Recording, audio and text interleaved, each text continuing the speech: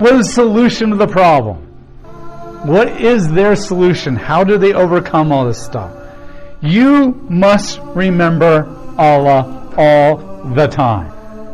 So they would take that Deuteronomy, they don't know Deuteronomy 6:4-9, but they would take that pretty literally, like, you need to do this. So what they will do is, they will constantly be chanting a lot. They will try to have, like, Quran verses running through their head all the time. They will pray 5 times a day, and they will literally go and do this and they will constantly they will write things on their doorposts, they will write things in their mirror. Everywhere they will go, they will be either reciting a verse or putting verses somewhere or trying to talk about Allah or thinking about Allah all the time, because at one moment they don't, they might sin. They're just constantly trying to think about Allah all the time. Now, in some sense, that's what you've been commanded by God to do too. But not in a fear of like, oh my gosh, what will happen if I don't?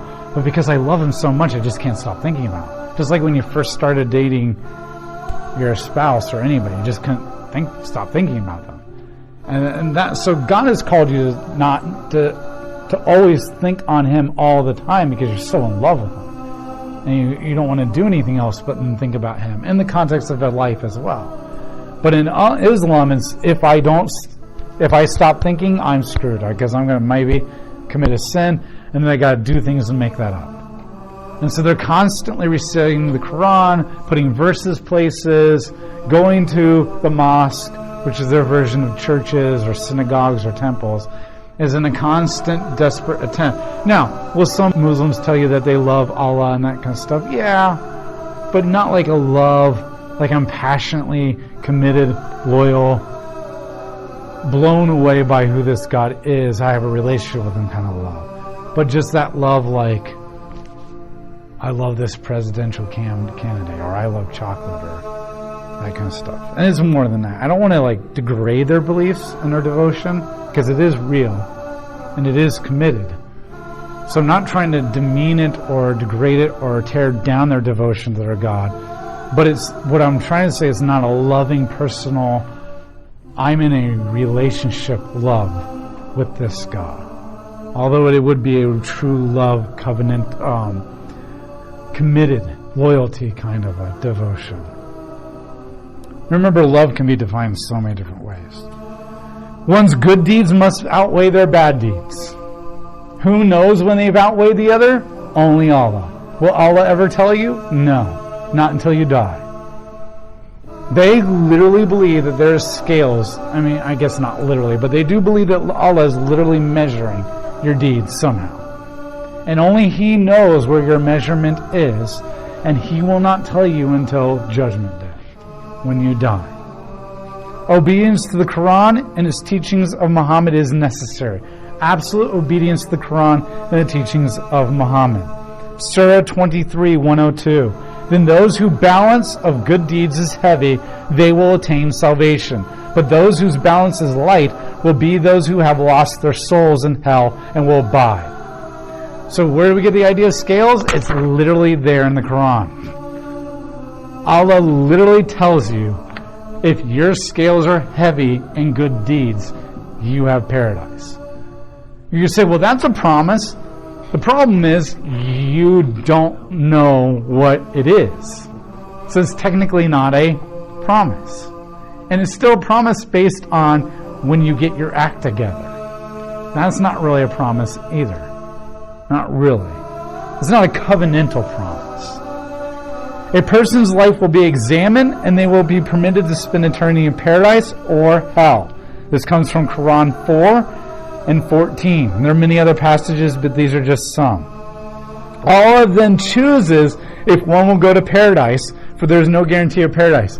Now, there's actually a video series done by a ministry where they actually went out and interviewed a bunch of Muslims.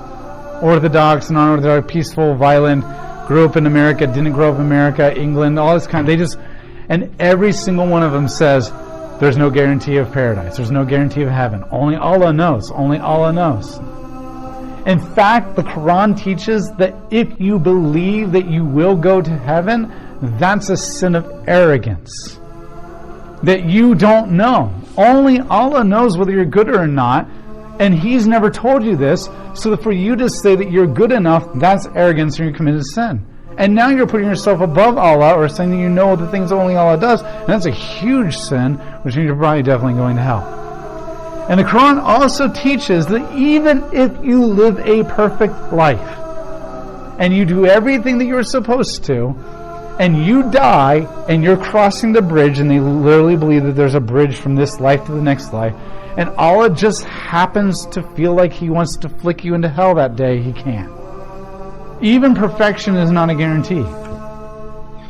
Surah 2, 284. To Allah belongs whatever is in the heavens and whatever is in the earth. Whether you show what is within yourselves or conceal it, Allah will bring you to account for it. Then He will forgive whom He wants and punish whom He wills.